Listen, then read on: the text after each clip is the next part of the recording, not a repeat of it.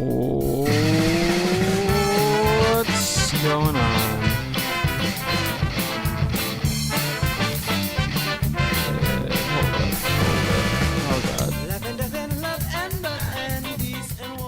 It's another Thursday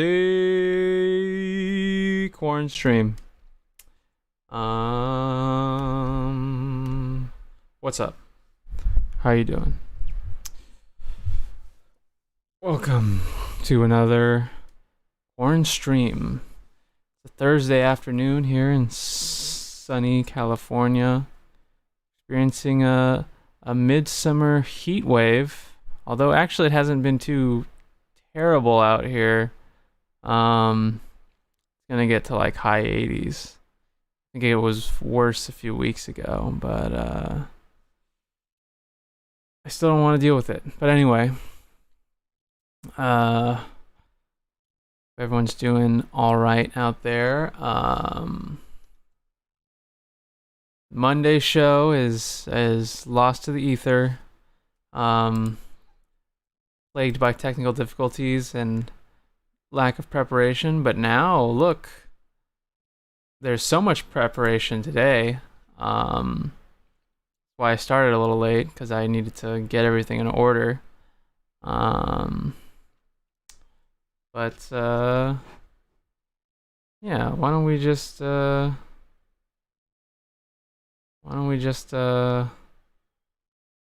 on in. Well, let's see. Nothing to report. Let's see.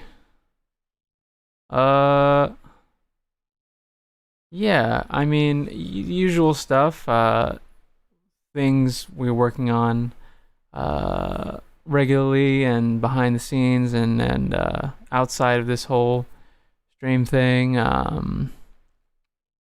As for content that might be on the YouTube channel, that just depends on when I have the time and energy to work on something. It's probably going to be more short form, such as the video I did like a couple months ago, which was just like short of a minute, I think. Other than that, nothing I can like say much about, but here we are. It's Thursday corn stream. What have we been doing on these streams? We've practiced. I've done some practice. I mean, I have my trumpet right over here.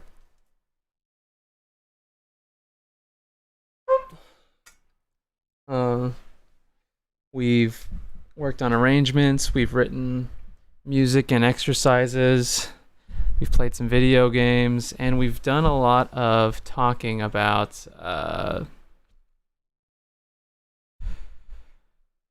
don't know, just what the fuck is happening. I started doing these. The very first one I did during the quarantine was right after the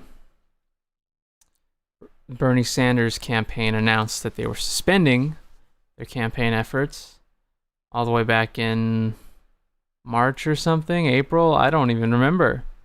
It's been like 6 years since then, right? And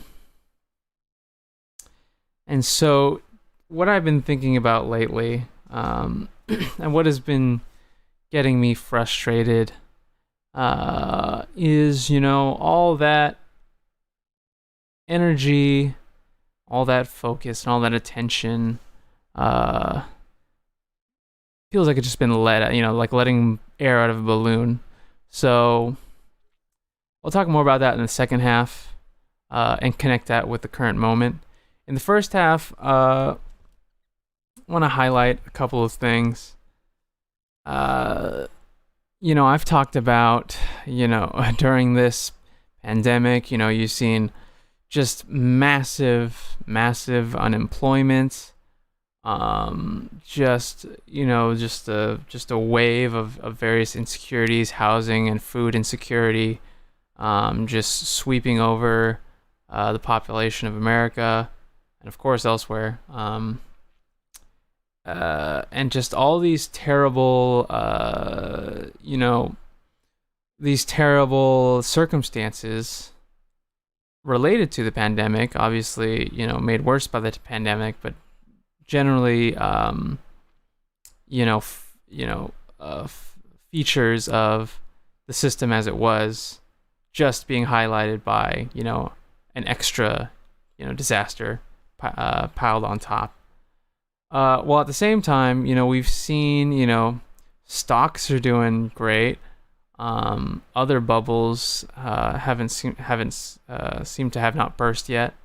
And you've seen some of the wealthiest people in the world increase their wealth, to great degrees. I think it was the other day, Jeff Bezos got his wealth increased by 13 billion in a day or something like that. And just we just have this intense magnification of inequality, just on the barest display possible. So many of these people, their livelihoods and everything have just been totally swept out from under them. It's catastrophic for so many people, terrifying and debilitating. But these guys are making tons and tons of money off the backs of that. So I wanna maybe you guys have heard of this, but I wanna highlight. This was yesterday. There was a congressional subcommittee that was sort of inquiring some of our favorite tech monopolists. I mentioned Jeff Bezos. But we've got all of our favorites here, Zuckerberg, and so on. And I just wanted to actually just read. Normally I would pick highlights, but I want to read this entire article Matt Stoller writing in The Guardian, just sort of highlighting a few of the things, because it was a 4 something along those hours, a 4-hour inquiry. I don't know if there's any kind of follow-up or what Congress might do if the subcommittee is gonna okay, well, we need to actually break up these huge ass companies because they literally are they're forming monopolies in these huge industries. 5.5 hour long. All right. So I'm just gonna go ahead and read this entire article. Congress forced Silicon Valley to answer for its misdeeds. It was a glorious sight. Matt Stoller, interesting character, but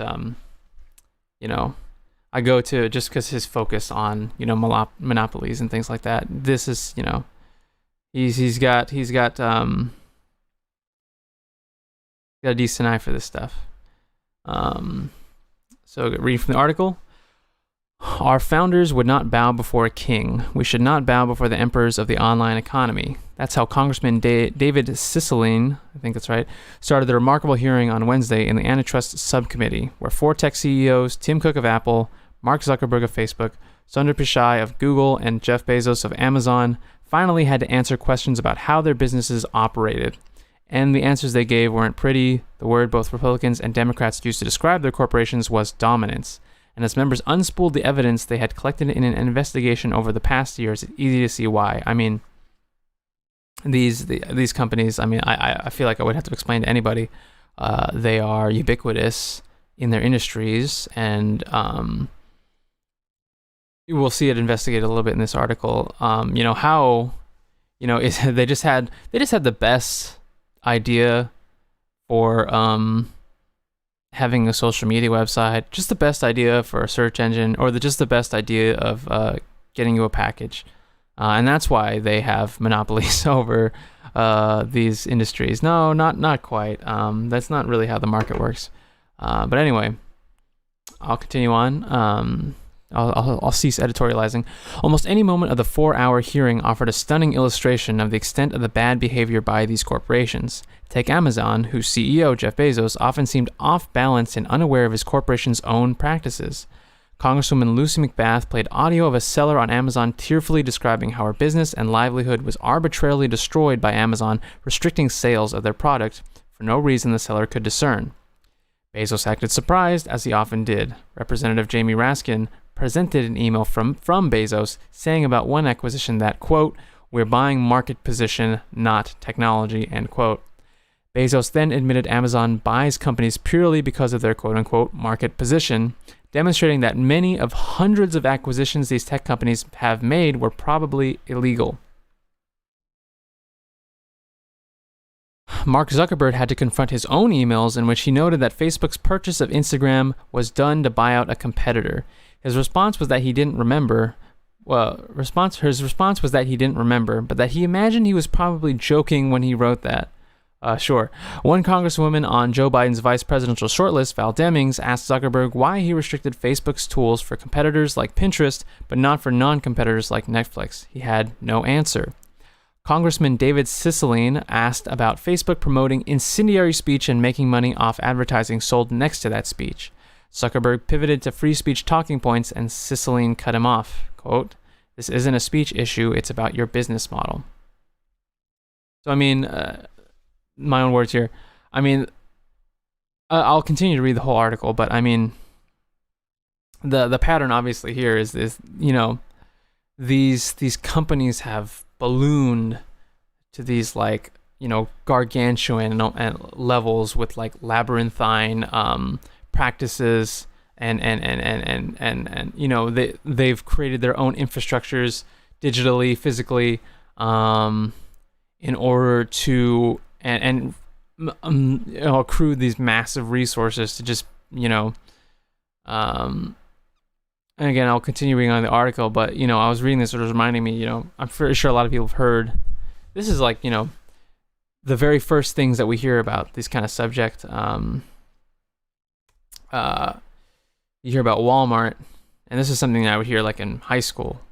You know, this wasn't at all connected to a critique of monopolies, and it wasn't at all connected to a critique of capital and how these markets structured in this way are just going to tend towards monopoly, you know, regardless of any individual, you know, Mark Zuckerberg or Jeff Bezos, whatever their individual hand in it or their individual inclinations are, if the structure, the market structure, economic structure is that, you know, the drive, you know, the main drive is for profit, and that is just how things are structured, that is how things move, profit above just about everything else, then that's just what's going to happen. If you want to get the most money, you know, just completely dominate your market, then you get all the money, even if it takes you spending money and losing money during short periods, you know, undercutting competitors and so on and so forth,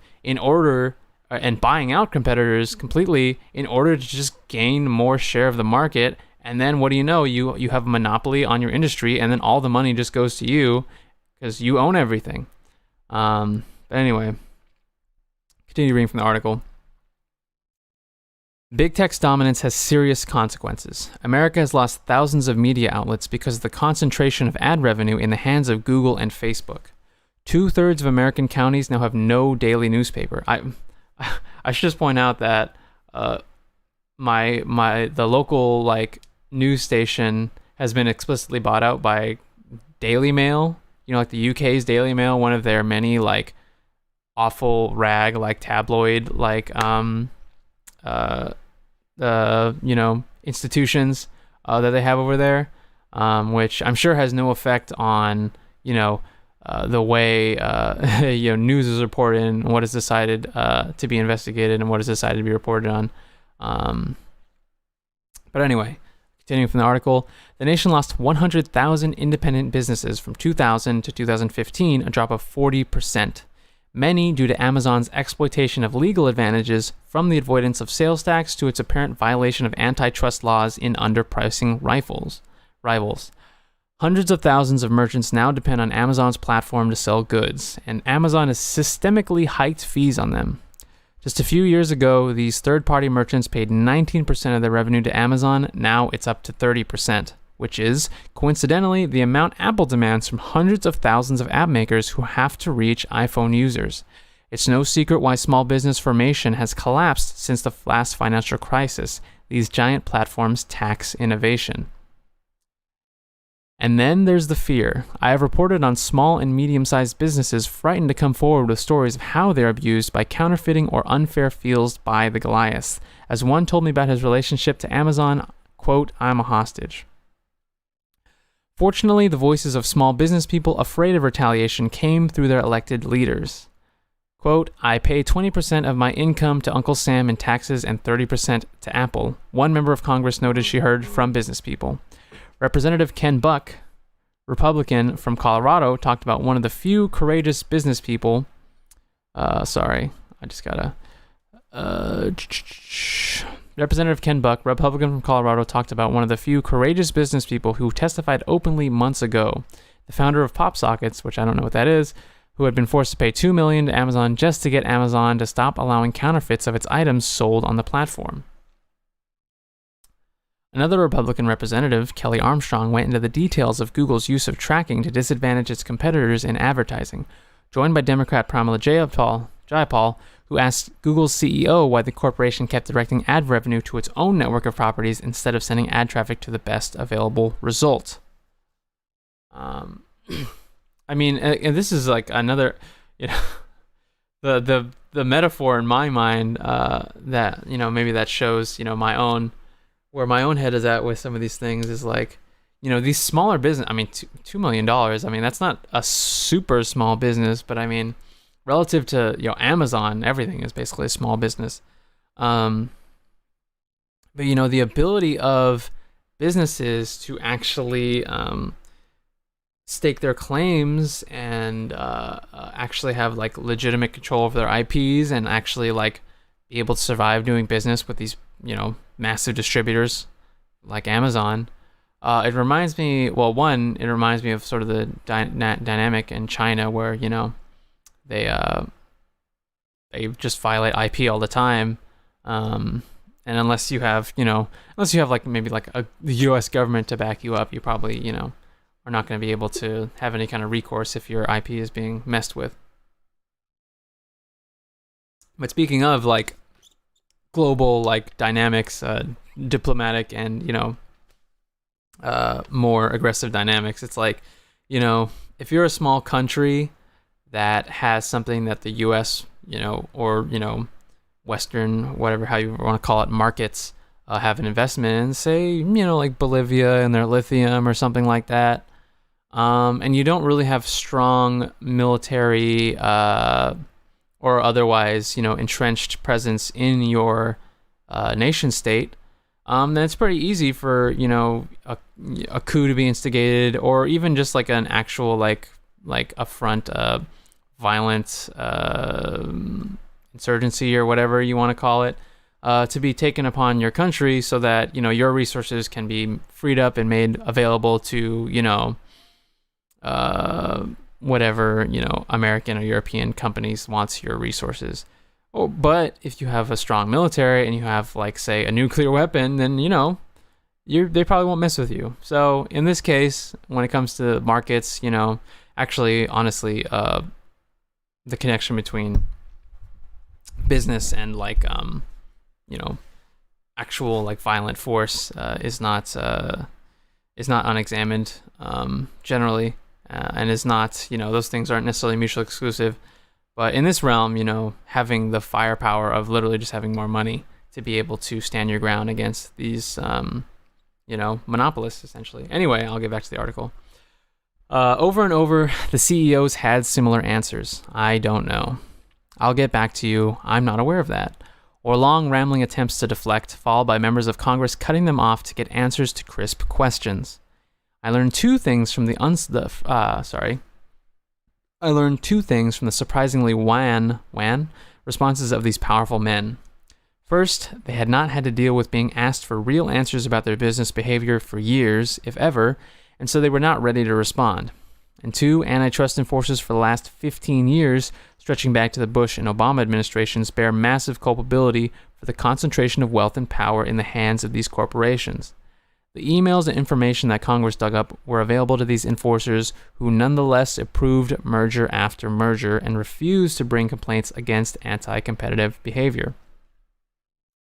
So now they're being called to bear and all that stuff like that, but, they certainly didn't have too much trouble acquiring, that monopoly power, the last decade or so.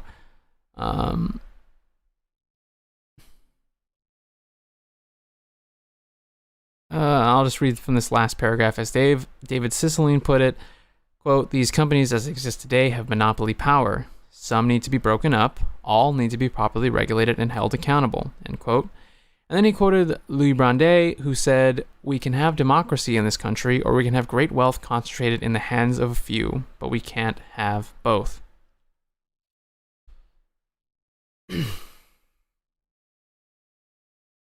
I mean, just to state a point, I mean, for me, it's like, if a natural monopoly is going to occur, or it doesn't make sense to have market competition, such as in cases like healthcare, or any other place where it makes sense to treat things as sort of a public good, then just make those things public goods. If Amazon has this great distribution network, why is it benefiting one guy? I'm going to talk about this in a second. USPS and the issues it's having. It's like, well, why can't we, take everything gained from those distribution services, the cost-cutting methods, and re-enrich, one, the employees, obviously, and two, put that back into other critical infrastructure, like fucking mail, If these companies are going to form these massive monopolies, if it's really so efficient for all these things to be put under one wing, wouldn't it be amazing that the work of so many people that have, massively enriched Jeff Bezos, who might be the first trillionaire, which is a fucking horrifying thing to even say, the fact that, it's possible. How about we enrich, the massive people instead, who actually put in the work to make that infrastructure profitable, and actually do the work of distributing all these goods and, create these goods and so on and so forth, instead of, massively enriching one fucking person at the detriment of just about everyone else. But speaking of USPS, that's the other thing. The other side of the coin, massive accumulation of resources and infrastructure to these key companies due to them buying out competitors, undercutting them by pricing them out, which gives them the ability to do basically whatever they want because they have no competition, which, you think most libertarians and laissez-faire, free market kind of guys would be like, oh, that's not great. At least they would have a serious concern if it's like, they think that oh, well, the best will rise to the top. I mean, does getting packages fast and cheap, is that a good thing? Sure. Especially now where, people are doing mostly, or a majority or a good chunk, and there's certainly an increased percentage of their consumption is online and it's being delivered to their homes directly. But why does that mean that, one person who claims, at least as he claims, doesn't really have a whole lot of knowledge about how his business is actually functioning or what they actually do? If all these guys can sit there and be like, well, I don't know, I guess we just bought the rest of the market. I guess we just bought out our competitors. I don't know. Oh, did I say that I wanted to, buy out my competitor so that, I could dominate this industry? I was just joking, man. I don't even really fucking know how it all works. Oh, then why are you why do you get to make these decisions, or why do you get to claim to make these decisions? Why do you get to make all this fucking money if you don't even know what you're doing or how it works, or if you're even what hand do you have in this at all? And you know what I've been thinking about is something that's to be clear is that maybe these particular individuals are nefarious and particularly greedy, but if you just replace them with anybody else, I mean, how would one person even begin to understand how to dismantle Amazon? You know? How to efficiently and effectively break it up. Even if they really wanted to. If they're like, yeah, having this monopoly and underpaying people and pushing workers to dangerous limits and things like that, you know, that's not good. So let's try to fix that. How do you fucking fix that? As like one person making the executive decisions, you have to have some understanding of how the whole thing works, I would imagine. And even the guy in charge right now doesn't seem to get it. I mean, that's the issue that I briefly mentioned towards the beginning, is just like, you know, yes, individual greed, or whatever, what have you, even individual charity might, you know, mean something significant for a large company. But if the whole system is set up just to make as much money as possible and fuck everything else, like, it's just gonna do that. If it's effective at doing that, it's just gonna keep doing that, you know? And any adaptations are just gonna be, you know, rolling with the punches. It's like businesses now have to appear woke, and they have to say certain things and like do all these symbolic things, like say that Black Lives Matter and have a rainbow flag and shit like that, without really changing much about their practices. And they just do that so they don't lose business. They might lose some business in certain areas where people are like, oh, I fucking hate those groups of people or whatever, or they hate this, you know, you could even hate the symbolic stuff. You can hate the symbolic stuff as someone who wants more substantive addressing of those issues that affect black people, queer people, and so on. Or you could just be like, I don't particularly like highlighting those people's issues, and I don't particularly like those people, so companies that do those things, I don't want to support. There's those people as well. But I mean, generally the business that they might lose from doing that is outweighed by the business that they continue to get, or even gain, by being like, hey, we're your friend. Hey, I'm a brand and I'm your friend and I support you. I mean, that's basically the most you'll get. Maybe more diverse boards of directors, but they still basically want to do the same shit, make as much money as possible, because why else would they be there? You wouldn't get in that position because the system wouldn't allow you. If you're trying to dismantle it, you're not gonna become the CEO of Amazon by trying to dismantle its monopolistic practices. That doesn't make any sense. You know, you're put there if it helps make as much money as possible.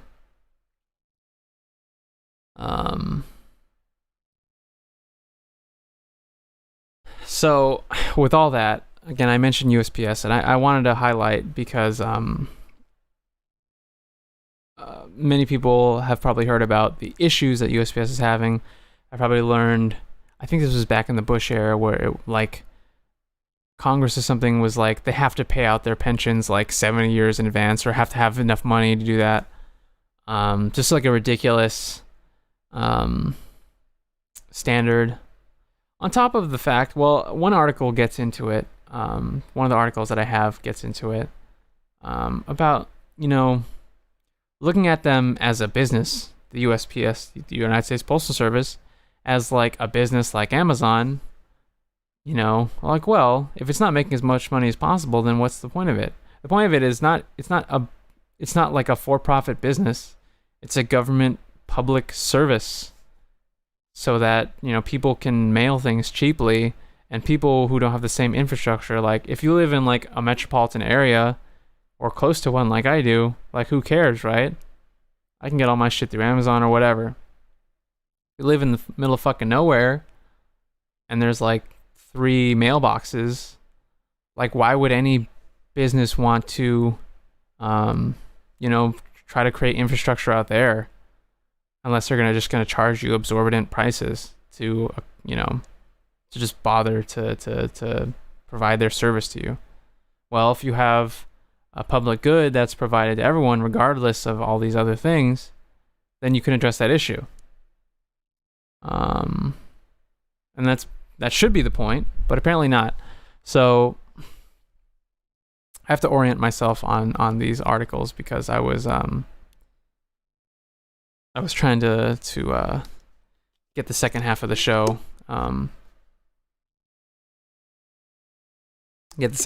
situated. But anyway, let's see.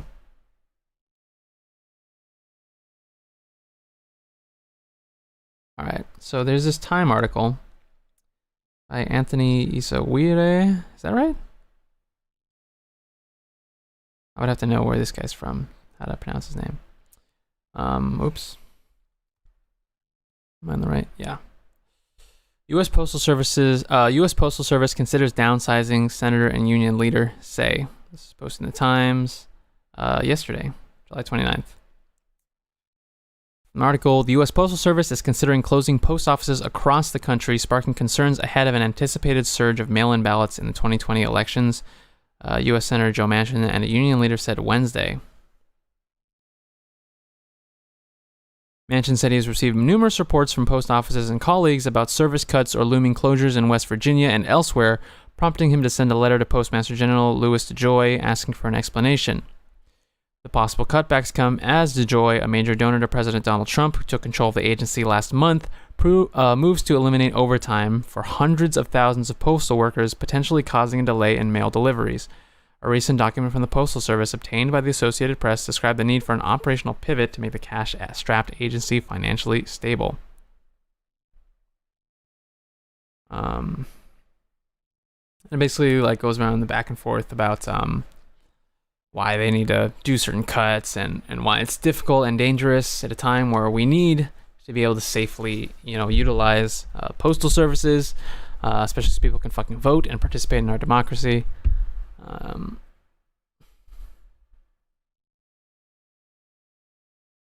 Let's see.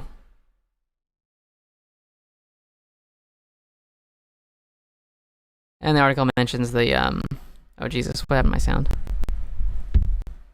Sound's jacked up. Check. What is happening? Hello? Why is this happening? Hold on.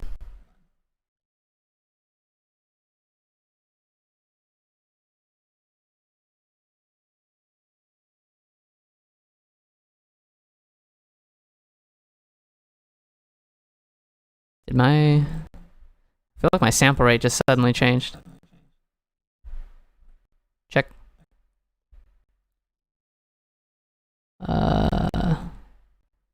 Maybe it's only on my end, hopefully.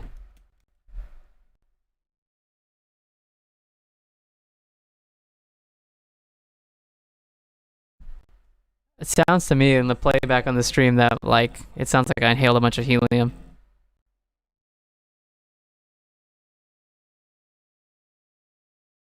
Hold on.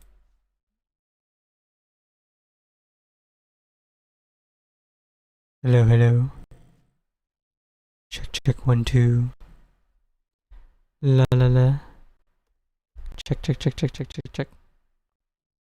Check.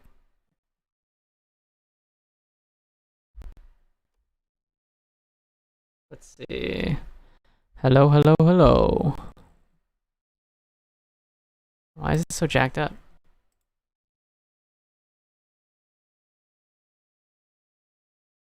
Well, I mean, if my sound isn't too fucked up, and all happens is I sound like a chipmunk, I guess it's not too bad. Actually, let me try this. Check 1 2. Hello. I don't think that did anything. Whatever. I'll just continue on. Maybe it sounds weird, maybe it doesn't.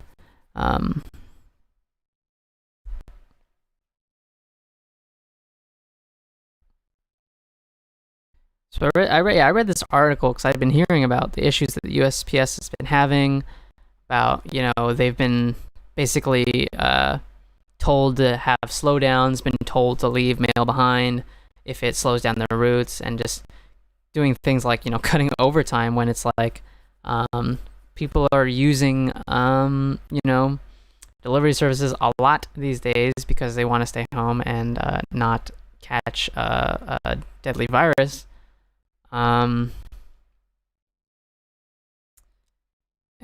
these various things. And then so I wanted to learn more about this Louis DeJoy, who is apparently a big fan of Trump, who famously does not care for the USPS and thinks that voting by mail is bad and dangerous, even though,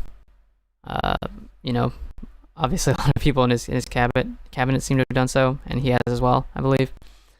And that it's dangerous to vote in person during a fucking pandemic. But I wanna go and read from this Washington Post article from a couple weeks ago by Jacob Bogage. Postal Service memos detail difficult changes, including slower mail delivery. From the article, the new head of the U.S. Postal Service established major operational changes Monday that could slow down mail delivery, warning employees the agency would not survive unless it made difficult changes to cut costs. But critics say such a philosophical sea change would sacrifice operational efficiency and cede its competitive edge to UPS, FedEx, and other private sector rivals.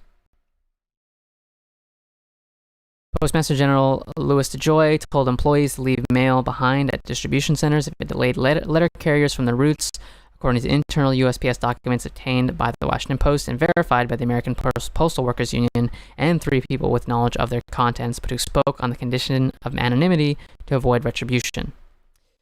Quote, if the plants run late, they will keep the mail for the next day, according to a document titled New PMG's Expectations and Plan. PMG is Postmaster General.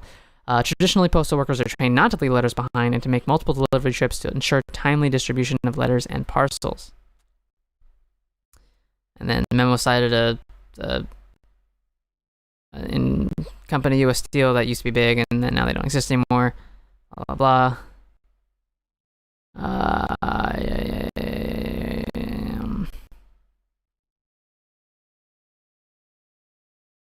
The article kind of just goes on to talk about some of the issues that the USPS had during the pandemic and sort of leading up to it.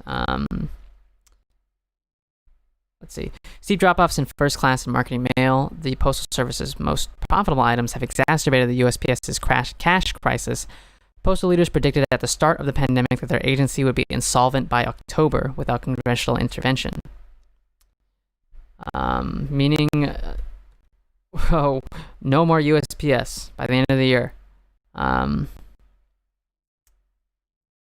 Skyrocketing package volume up 60 to 80% in May as the coronavirus pandemic made consumers more reliant on delivery services has propped up the Postal Service's finances and staved off immediate financial calamity. But the packages also have intensified the USPS's competition with Amazon, FedEx, and UPS, industry leaders looking to capitalize on enduring changes in consumer habits brought on by shelter-in-place orders, and they point out that Bezos owns the Washington Post.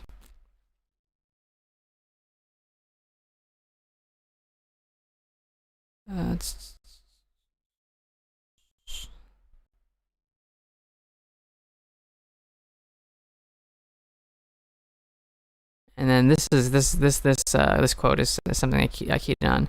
Quote, this is framing the U.S. Postal Service, a 245-year-old government agency, and comparing it to its competitors that could conceivably go bankrupt, said Philip Rubio, a professor of history at North Carolina A&T State University and a former postal worker.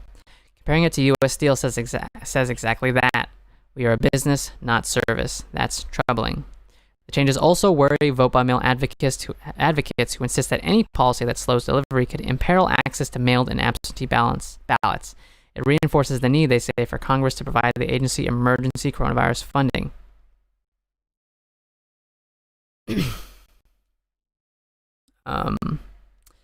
Quote, attacks on USPS not only threaten our economy and the jobs of 600,000 workers, with our states now reliant on mail voting to continue elections during the pandemic, the destabilizing of the post office is a direct attack on American democracy itself, said Rep. Bill Pascrell Jr., Democrat from New Jersey.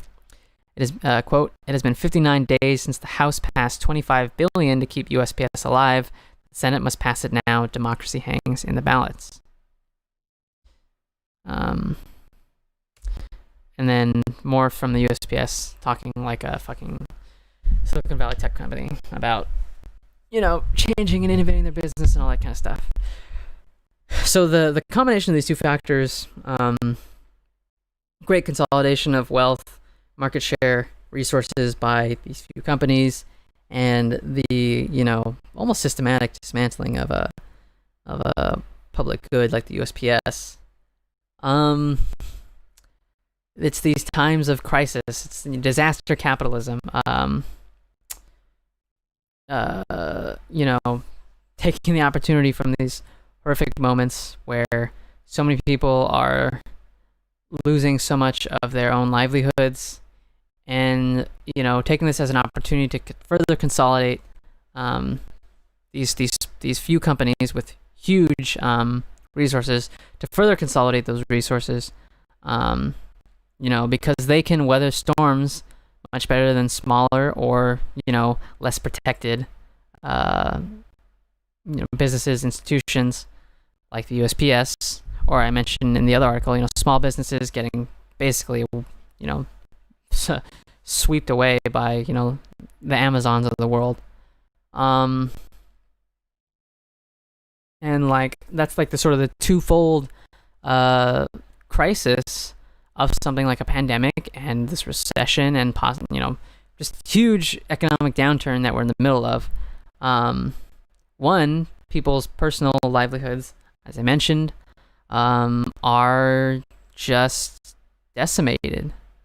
Losing work, losing homes, unable to pay off debts,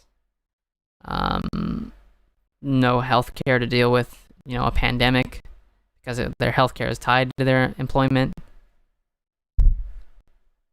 And then, these big businesses who, they take a hit, but they certainly have way more resources to weather the storm.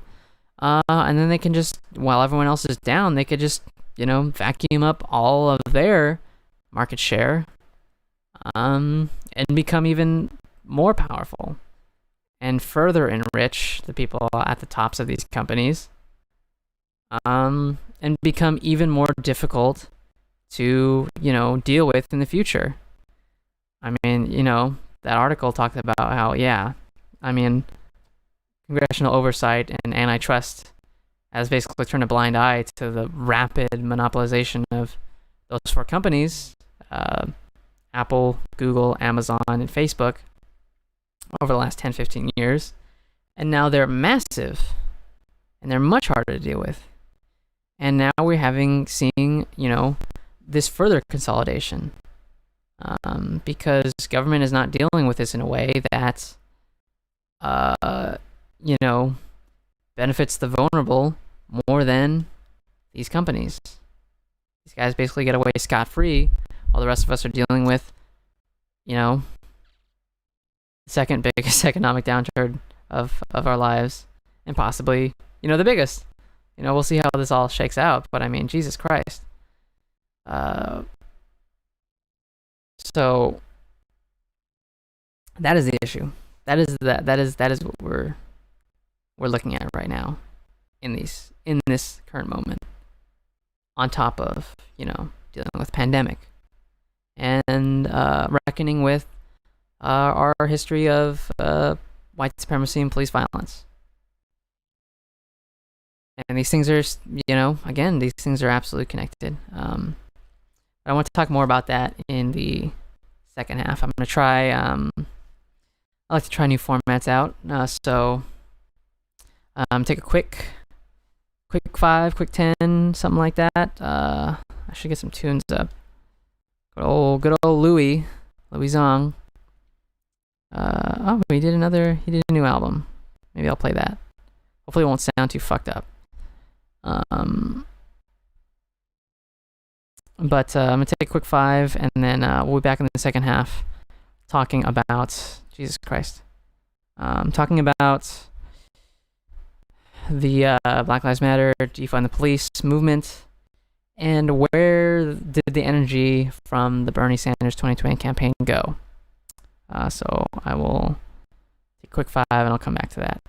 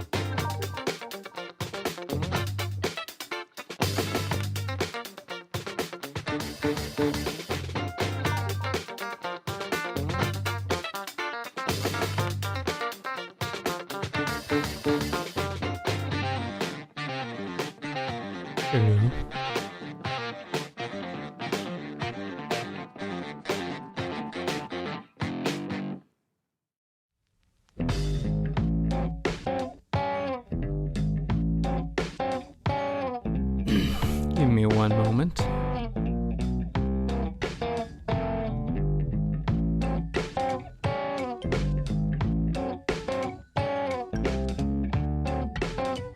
That work? Yeah. I'm sitting oddly.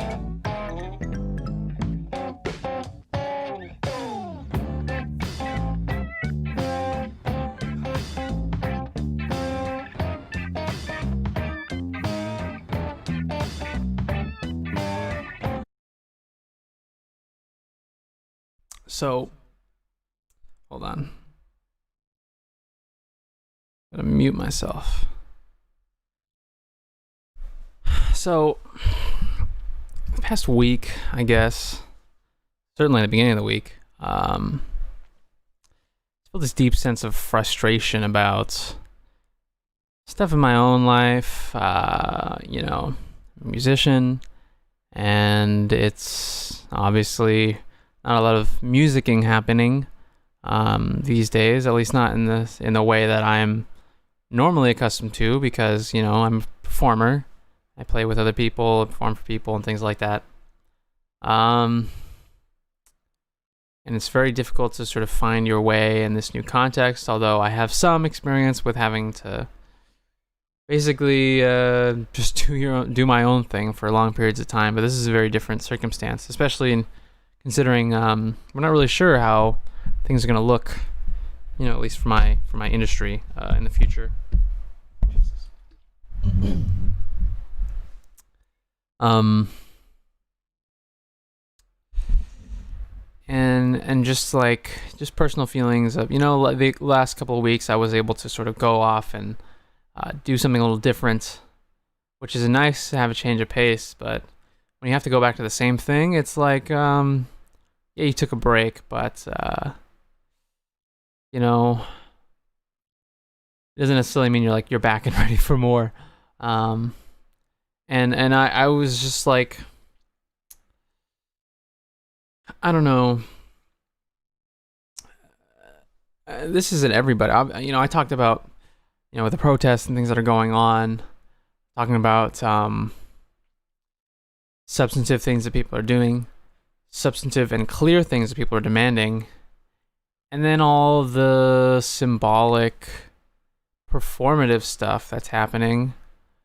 And now people really need to start getting, clear and specific about what is happening and what they want, and not getting too caught up on bullshit, particularly online and on social media. And I was just getting very frustrated that, well, I don't know, maybe this is just certain people, maybe this is circles that I'm observing, but people are getting caught up on stupid shit and arguing with each other about, definitions of cancel culture and all these other things. And, these are conversations, about that can have some importance about, why do we need to be so punitive about certain things and Puritan about certain things, and how that can, sort of deflate a movement. But it's like, what is the point of focusing your time and energy on talking about these things? Why can't we just say, like, hey, we have this thing that's happening on the ground right now, this crazy clashing of citizens and police, and now you're getting federal agents sent in and disappearing people and all this stuff, and we're talking about this stupid discourse bullshit. And I say we, I mean, certain people, certainly not everybody. We're talking about the shortcomings of engaging with these things through social media, even though that's sort of people's main way of interfacing with these things is because they learn about things through social media, and they communicate and they have conversations on social media, and that's basically like the end-all be-all of how people can interact with these issues, because we have so little power elsewhere. So we're just interacting with it in a way that we're intended to as consumers, engaging with this product. So I've been very frustrated about that.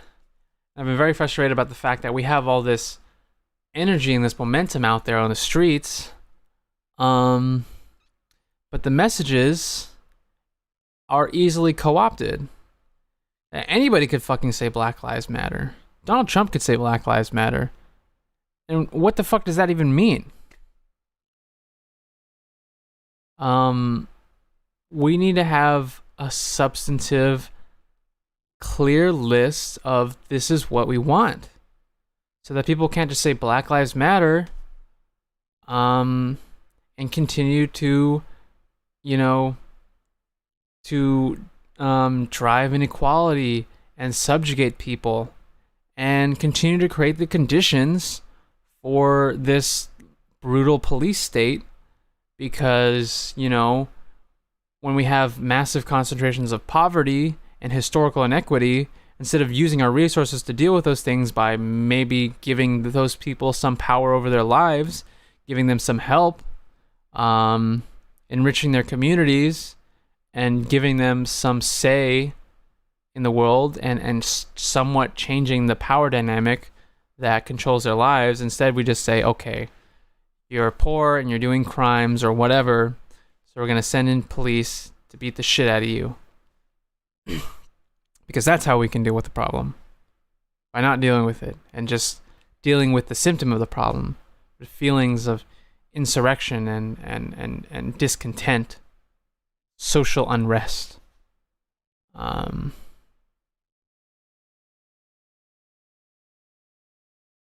So, I've been frustrated that, there have been people out there with a clear message, but it gets diluted. So I want to point out regarding that, I've mentioned Portland. I think most people at this point are aware of what's happening. Federal agents, DHS agents. By the way, you have a pretty hostile attorney general, hostile director of DHS, hostile to citizens, openly hostile to citizens, openly hostile to protesters expressing their First Amendment rights, openly. The rhetoric that they use, bold-faced. So when they send these DHS agents to, maintain peace and order or whatever in these cities, it's pretty apparent what they're there to do, which is just to escalate what the police have been doing for the last couple months. So I wanted to highlight this demonstrator, Max Smith, who was interviewed on MSNBC, puts it very succinctly, and he tries to make it clear about it's not about just what's happening in the streets. What's happening in the streets is because their demands aren't being heard, and the narrative and the discussion is being diluted by all this other crazy shit with people being disappeared and things like that. So this man's been on the ground, and he articulates it very clearly and succinctly. You think it's detractive from the overall message? Yeah, it's definitely detracting, but I think it's intended to detract. Give me 1 second. I gotta adjust my own sound, just so I can be sure I can hear it. Let me go back.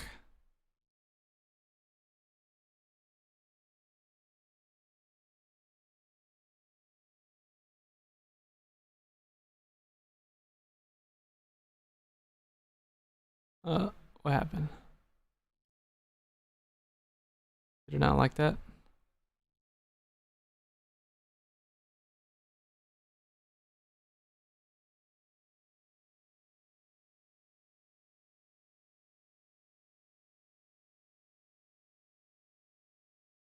My team and I have been here for a week, and over the weekend we saw the president tweeting about the reporter setting it up. I'm gonna skip to the actual of the Black Lives. Listen to what he told me. And what's your take on the federal presence here? Do you think it's detracted from the overall message? Yeah, it's definitely detracting, but I think it's intended to detract. For us on the ground who are always here, it doesn't really make a difference. They act the same as the cops did. They're a little bit more aggressive. We came out here dressed in T-shirts and doing hula hoops and stuff, and they started gassing us. So we came back with respirators, and they started shooting us. So we came back with vests, and they started aiming for the head. So we started wearing helmets, and now they call us terrorists. Who's escalating this? It's not us. MAC is determined to emphasize that message. They want to ultimately defund the police, which in their words means reallocating funding from the police to other local community services. And last night, that message pushed across hundreds of protesters here, encouraging them to remember that. All right, and there we go. Like,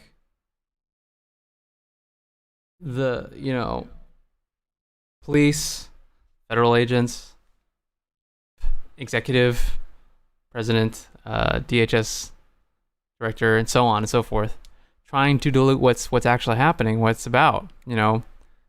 Who's escalating this, and then what is it these people actually want? Is these people in their communities, they see, okay, we have these issues in our community, poverty, homelessness, so on and so forth. These things, these issues require resources to be addressed. Currently, those resources are being put into police, which don't fix those problems. They just, punish the victims. And so, clear analysis, clear demands. Take those resources from the police and put that elsewhere into the community. Obviously, we have discussions about what is defund the police, what is abolishing the police, what exactly does that mean? But the analysis is fairly clear. And it's not necessarily up to a group of, loosely affiliated protesters to come up with clear legislative, policy that's hopefully on their elected officials. And the interview goes on to mention, remind people when they vote. But obviously, voting is not going to be the one thing, but people coming together, demonstrating, making these clear demands. And yes, it is being co-opted, but that's why, obviously up to a point, like I just said, I'm not expecting groups of protesters to come up with incredibly clear legislation. But what needs to happen is for people to have a clear analysis of the situation. This is what the cops do. This is why we're here. This is who is escalating the situation. This is why you're seeing what you're seeing. And then clear demands. This is what the issues are. These resources are being misused, misallocated. They would be better off appropriated into other parts of our community, and that would be far more beneficial for our community than more cops. And the evidence is here and here and here. I feel like when people have these discourses outside of those situations, when they're talking about on social media or whatever, they can lose the message. And that's like the most important thing we have right now, because the people who have the power to make these decisions, lawmakers, so on, it's not in their best interests to do things that, will benefit these people. They really cared, they probably would, uproot these law enforcement institutions and rethink what their place is and reform, like literally reform, not like reform in the way you normally think about it, like, they should wear body cams, but like literally reconstruct what those institutions are to, benefit the community. But that, it doesn't really do anything for them. They care about, looking good in a sense for their constituents, so they can remain in office, and it doesn't affect their future ambitions and things like that. So they're only going to do what they think will help, get the heat off their backs, really. So if you give them easy outs, like being placated by murals that say Black Lives Matter. If you don't give them more than those easy outs, if you don't loudly and clearly and consistently, make the demands beyond those easy outs so that they have no choice but to listen to you and make concessions in that way, then things get watered down.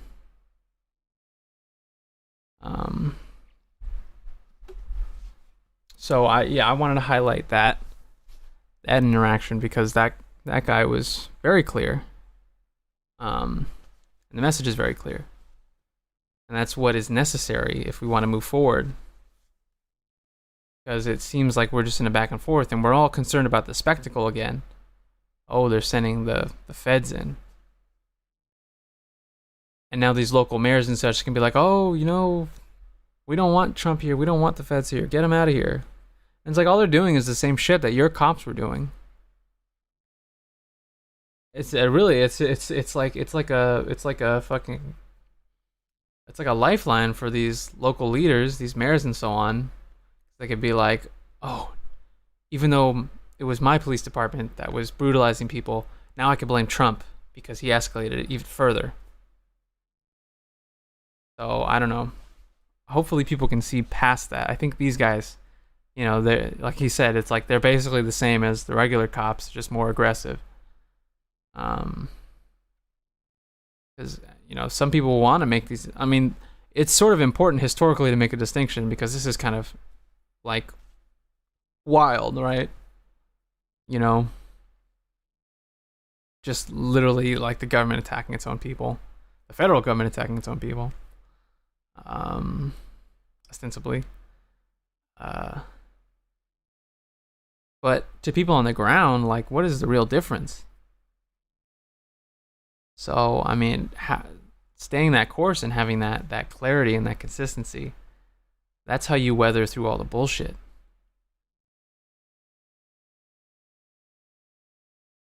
Which sort of brings me to the final point that I want to make in today's stream. Is that we had a lot of focus and we had a lot of energy leading up to quarantine. And a lot of it was placed in a presidential campaign, the campaign of Bernie Sanders for the 2020 Democratic primary. And I was recently watching, I talked about the passing of Michael Brooks last week. And I've been watching, different things he's appeared in. I've linked in the description of the stream a talk he did at Lafayette, where all these students were just kind of grilling him about Bernie. He's too old. He's Jewish. He's white. Socialism is scary to people and things like that. And he's kind of like, sure, but it's what we got, and it's kind of our best chance. And it's kind of almost sad to look in all these different things before the campaign was suspended. There was a sense of optimism. I mean, it was like a determination. It's like, we know it's still a long shot, even though the numbers look good right now. But this is like the best chance that we've got. Because the campaign is a way for, it's like a shortcut. So leftist, the left and, the labor left, worker movements and things like that in this country have been sort of dismantled, in the latter half of the 20th century during the Cold War. All that was just like wiped out and pushed to the margins.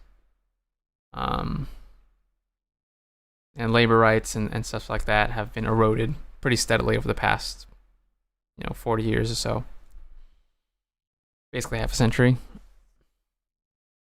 And so I've talked about this before where, we lack, and this is what I talked about in the stream when I was talking about first the campaign being suspended, is that these institutions, the Democratic Party, the Republican Party, the government as a whole, what they displayed, and they're continuing to display throughout this pandemic, is that they're not really for you. They don't represent you, they don't speak for you, they don't act for you. And we can't rely on these institutions to act in our best interests. So we need to create institutions outside of these traditional ones if we want to get anything, because as regular people, we don't have a lot of power, we don't have a lot of say. So we need to create that power, institutional power, in order to have any kind of leverage over these more traditional institutions. And that's connected to what I'm saying right now with the fact that, like, we don't have strong unions, we don't have strong socialist, leftist parties. We don't have a strong alternative on the left. We have growing strong alternatives on the right. You think of the alt-right, far-right media on, say, YouTube and things like that.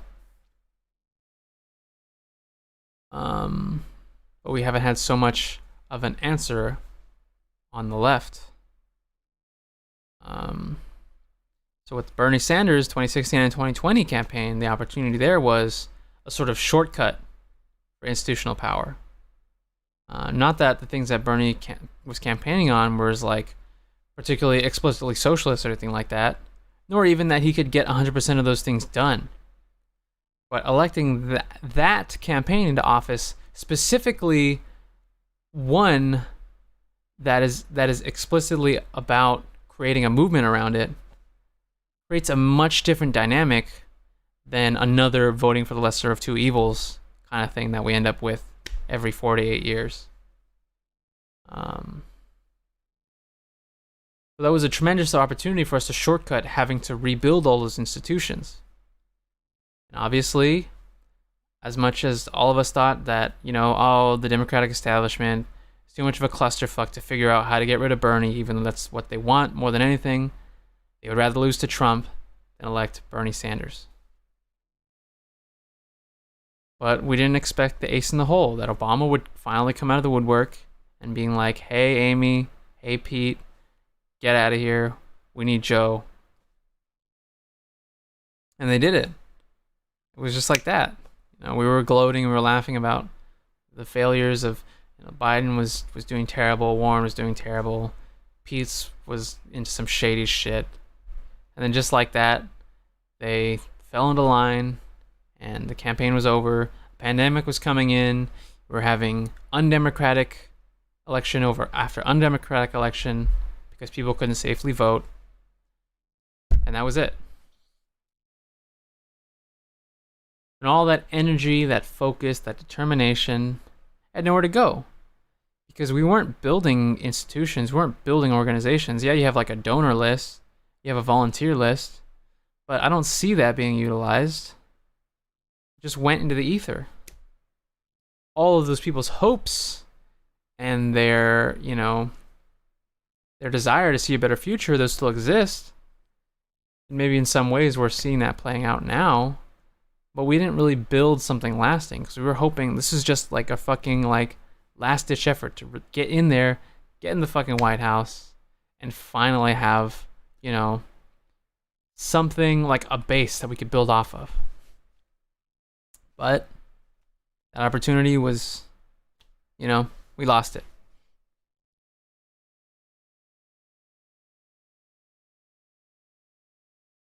But there, the energy has to still be there somewhere.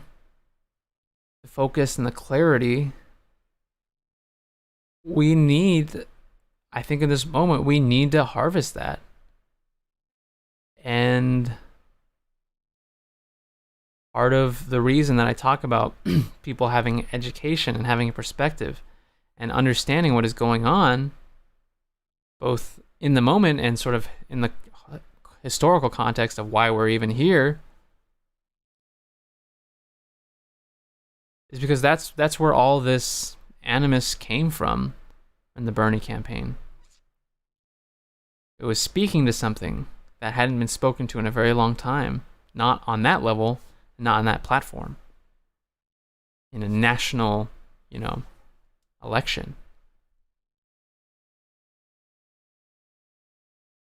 So, did all of that just sublimate into the air or what?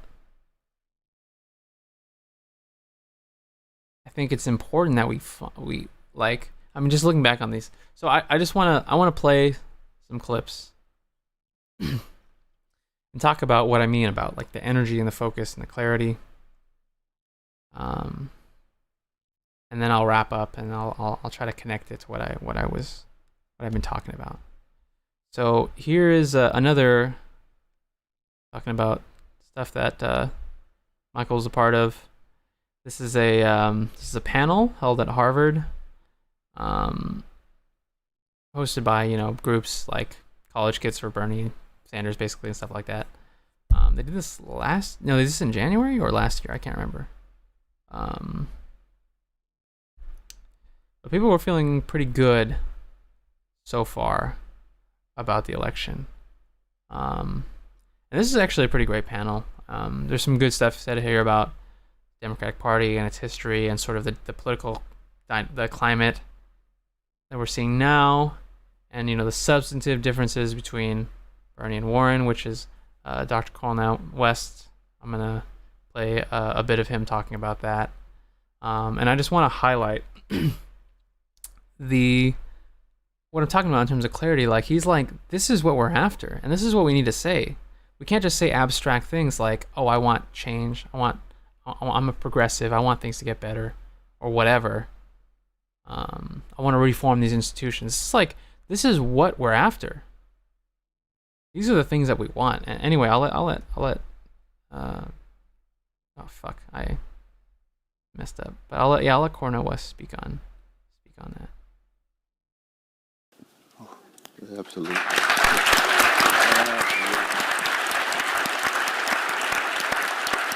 I think one of the real challenges here is not just the critique of neoliberalism and all of its various forms, but the ways in which mainstream, streamlined discourses tends to devalue and demean what the fundamental aims of something like the Bernie Sanders campaign is about. So when they say it's fundamental structural change, that's an abstraction. Yes. Yes. We want to make sure poor and working people are treated in such a way they have decency and dignity. We want to abolish poverty. Yeah. That's what the aim is. All this structural change. Structural change. A lot of times that structural change talk is just making liberals and progressives sound so revolutionary when they're not as revolutionary as they think they are. Yeah. You see what I mean? So that the issue becomes, any justice that's only justice soon degenerates into something less than justice. You got to come to what underlies it all, right? We don't want poor people in any color. We want workers to have control over their destiny. We want to make sure women are treated with dignity so that patriarchy is called into question. We want to make sure the vicious legacy of white supremacy is confronted and we attempt to wipe it out no matter how difficult it is. We want to make sure that people in Libya, in Palestine, in Tel Aviv, in Guatemala, and others are treated with dignity, which means we abolish occupation, we abolish poverty, abolish the kind of class exploitation, abolish patriarchal, homophobic, right across the. Oh, you're a visionary. You don't say. You don't say. That's right. That's right. But so what? So what? But it's the end of it. Because if you just start talking about big structural change, that's exactly how corporate media likes to trot it out. Oh, Bernie, you want to turn everything upside down. You're going to create chaos. And all Bernie says is, go to the hood. Yep. And you're going to see things upside down, chaotic, people suffering. Go to the barrio. Go to the reservation. Go to poor communities in Appalachia. Go to working class communities everywhere. Things are already turned upside down. The suffering's already there. Don't put the burden on me. Don't put it on me. It's on you. The burden's on you.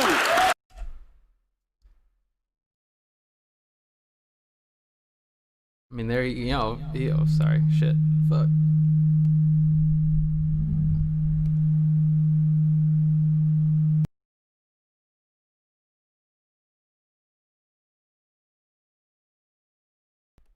Might be.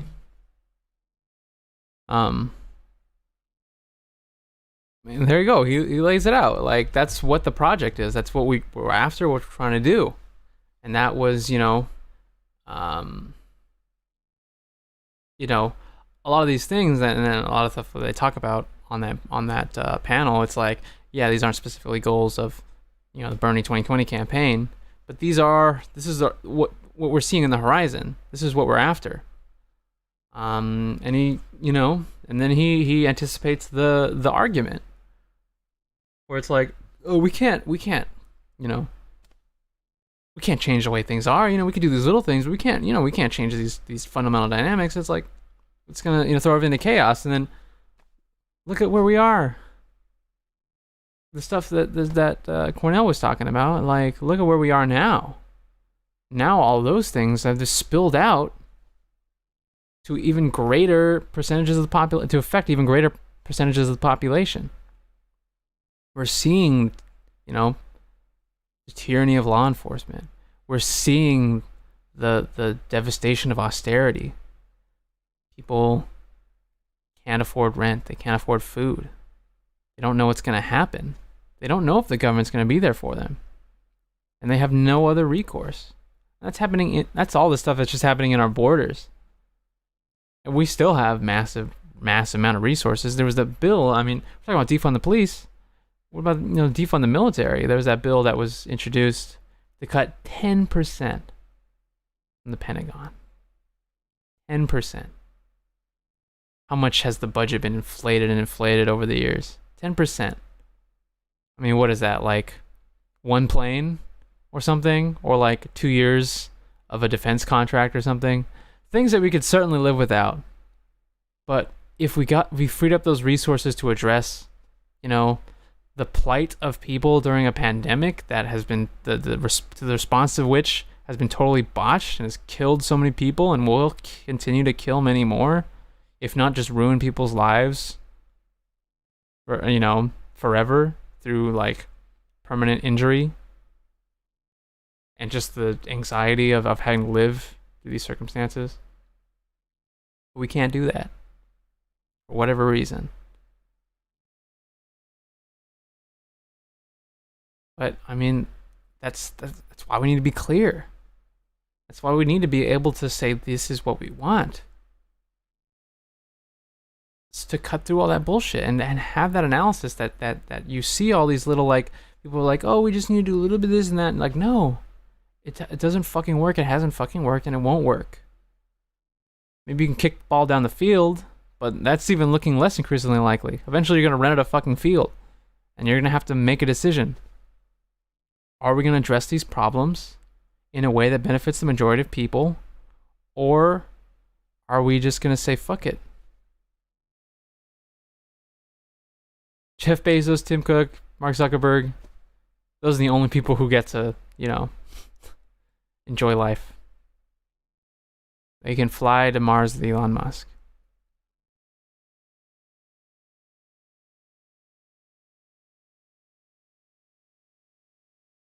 That's why we need to have the context. Because otherwise it just looks like all these things are just happening randomly. Oh shit, what the fuck? The cops are doing this? The feds are doing this and that? Oh, the government doesn't want to pay people to stay home? They're refusing to pay people unemployment because they might make more than they do fucking minimum wage? And even though we have the resources to provide that for them? Everything will be without the context. Everything probably just seems like a fucking surprise, or just like, why is this happening? This is why we need to understand. We need to speak clearly, and why we need to educate each other, educate ourselves, have these conversations, and be very clear, and be productive about these things. Not just bitch at each other.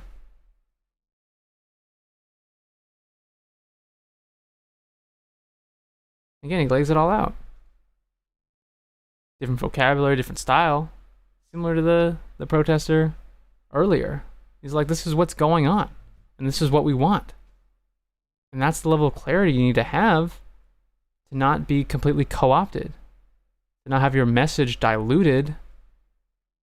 To be basically useless.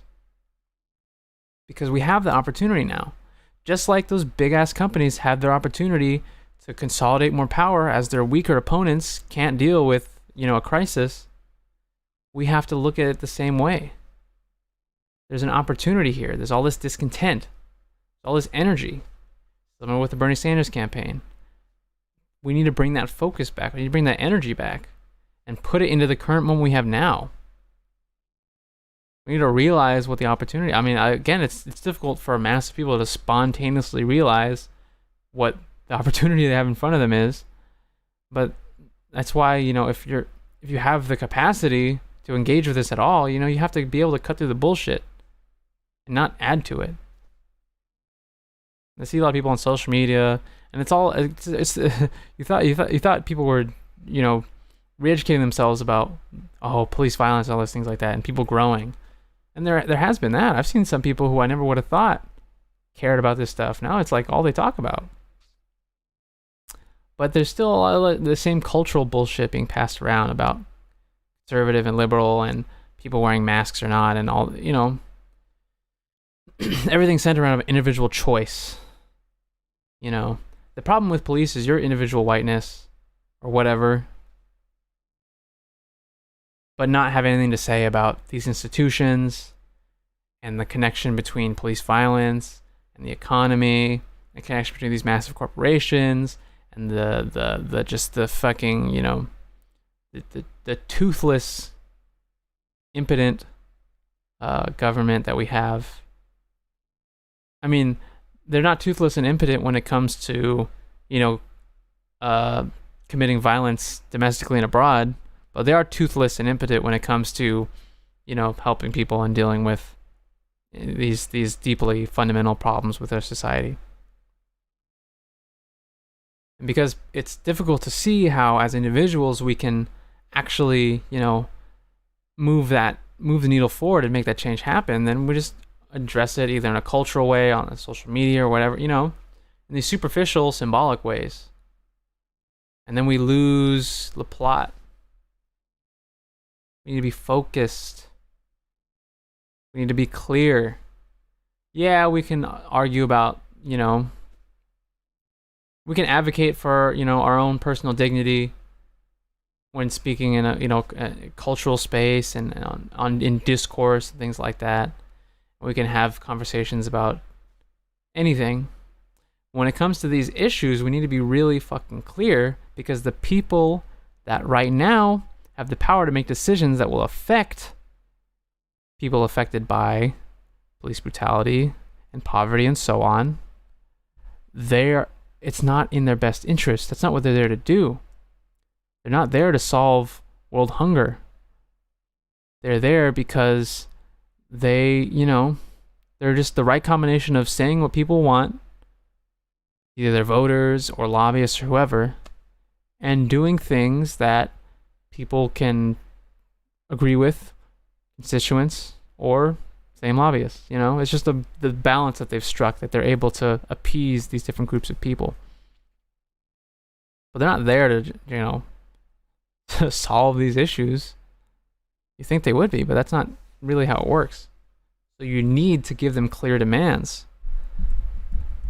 And we already have people out in the streets who are saying, this is what we're going to do. We're going to get in the way, butt heads with law enforcement, whatever it may be, but we're going to affect, things running as usual.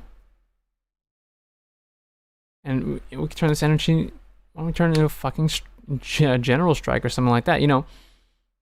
Key areas like the flight attendants I talked about when the government shut down a few years ago, or the longshoremen who they could shut down ports, which is massive to our economy. We need to leverage all these things. We need to leverage clear analysis, clear demands, the current energy and the anger and the pain and the motivation to do something, and our numbers and critical points of influence as workers, as normal people. infrastructure, people who work with infrastructure. Like I said, the guys who shut down the ports for a whole day. We need to be clear, like, this is what we have, this is what we need to leverage if this is what we actually want. All the other stuff, I mean, some of it might be important, but right now, I mean, some of it is important and some of it is fucking stupid and bullshit. But right now, this is an opportunity. Because I guarantee you, again, these big companies, they're seeing it as an opportunity too. That's why in this massive downturn, you still see the rich getting richer. Massive economic downturn. Because the opportunity, they can see it there for them. But we, obviously, there's more when you get more people, it's harder to have that clarity of vision, especially when we don't have these pre-existing organizations, these pre-existing institutions to take advantage of the current moment, current energy, the current sentiment. But now is time then to create those things while the demand is there. So I guess what I put out is to just be, to not lose focus and to not let the conversation be steered in these unnecessary directions. Be really, really clear. And I want to end with another bit from that panel. This is something that a number of people have brought up in remembering Michael. He talks here about the host asked about sort of the difference between sort of theory of change from like the democratic establishment standpoint, from like a labor movement standpoint, and then Michael starts talking about like sort of being clear about what it is we want and what it is we're up against, and he goes into talking about Dr. King, but I'll let him speak on that. Oh, let me change my camera before I fuck it up.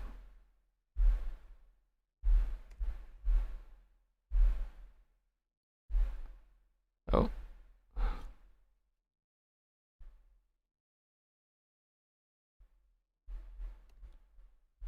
I came across a speech fragment from Martin Luther King Jr. recently, which I played on my show. And I don't know where or the title of the speech, but I thought it was so important because we've put a lot of work, and we still have to put work into reminding everybody that the man was on the left. He wasn't a guy who came out once a year and said everybody should treat each other nicely. He was a serious... But the other thing that I loved about this speech, which was he talked about the fallacy that certain Christians misunderstood love as a ceding of power. And then Nietzsche came along and rejected Christian morality because he thought it was denying someone's vitality, the will to power in a healthy sense. And he said, love without power is sentimental and anemic, and power without love is abusive and corrosive. I'm paraphrasing. And that was when I saw it, I thought, well, here, okay, we know the left-wing Dr. King. Well, here's the Machiavellian Dr. King, and I love it.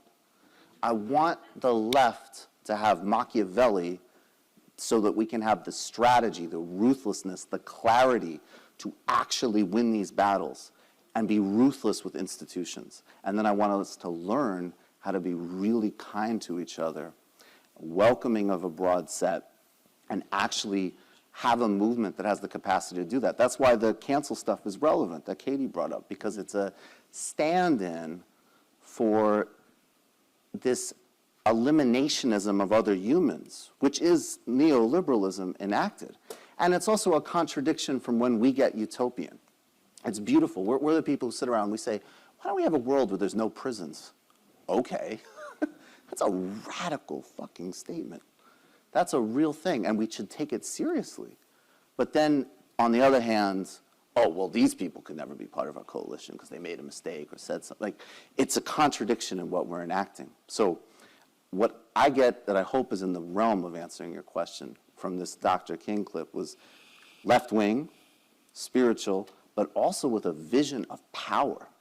And if we can synthesize those things, I think we will speak to the highest impulses of this country, we will be welcoming to people, and we will win.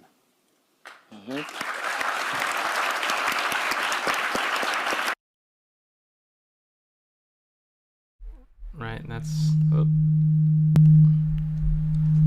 my bad.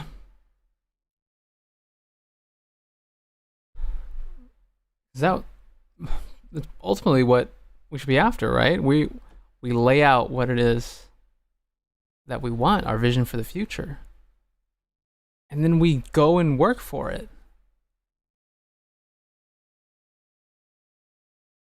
We, want people to move through the world, achieve their own highest, achieve the highest level of their own individual, ability, and treat others with empathy, have an understanding of other people, and be compassionate, and give other people dignity.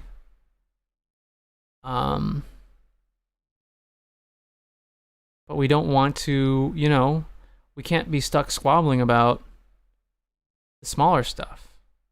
I mean, some of it, some of this quote unquote smaller stuff can end up being fatal, but we have to look at the big project. We have to look at what it is we have, what it is we're trying to get, and what it is we can do about it. What are our options? That's why I get frustrated about, squabbling about random bullshit. And then the fucking, because there are these stupid purity tests online. As much as I think there's people bitching too much on any side of any discussion, as I learn about dialectics and things like that. And there may be merit to people's concerns and criticisms about X, Y, and Z. But if we get too stuck in these bubbles, particularly these online bubbles, like how are we gonna create even just a fraction of the things that we are hoping for? These really, really important, and these really will be just so radical things of addressing police violence, addressing poverty and hunger, addressing massive wealth inequality, addressing withering democracy, not just in America, but around the world. If we say that these things are important to us, but we spend all our time and energy arguing about he said, she said online, is that where all our energy went? It may be more difficult to see opportunities when it's not. Because obviously, even though voter suppression is definitely a thing in this country, it's definitely easier to vote than it is to, be on the front line against a bunch of riot cops. I'm not saying that one is ultimately a solution over the other one. I'm just saying those are different options that we have, different tactics. One of them is much easier than the other one. So when we have, a political campaign that speaks to all of these, these feelings and these issues that we're observing and that we're under the effects of, we can put our energy into that, especially because it seems so substantial. It's the President of the United States. What a powerful position. But now what do we have? We still have many other opportunities out there. And we're living through a big one right now. And I just am seeing just this dissolution. I mean, I'm not going to say that the world isn't against, making these things happen, because a lot of the most powerful parts of the world are against improving these things. And, it's hard to deal with. I find it hard to deal with. I'm struggling to find ways in which I can participate. But for me, if I can even speak about any of this, it's to say that we gotta stay on fucking track. And do it in a way that is compassionate and brings in as many people as possible, because that's our biggest weapon, really, is people power, human connection, spirit, and dignity.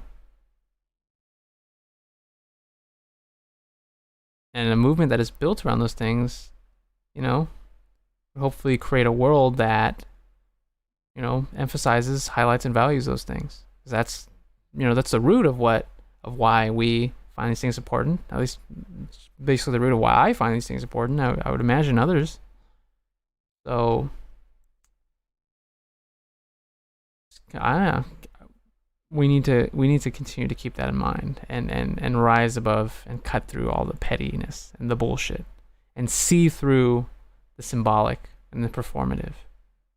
See through the unnecessary and say, like, this is what we want. This is the problem. The cops are not helping. Those resources should be put somewhere else because that would help. And do that for, every issue down the list. Be that clear and be consistent. That is how we get anywhere. That's like the only thing that's really give us a fighting chance. So I think that's it for me on that for today. It was a longer one, but I think it was a decent one. So again, every stream is a mystery to me until it isn't. So Mondays, Thursdays, 3:45 p.m. Pacific Standard Time, or roundabouts then. But anyway, I hope everyone can continue to stay safe, stay sane. Thanks again for tuning in. I'll see everybody next time. Monday. Toodles.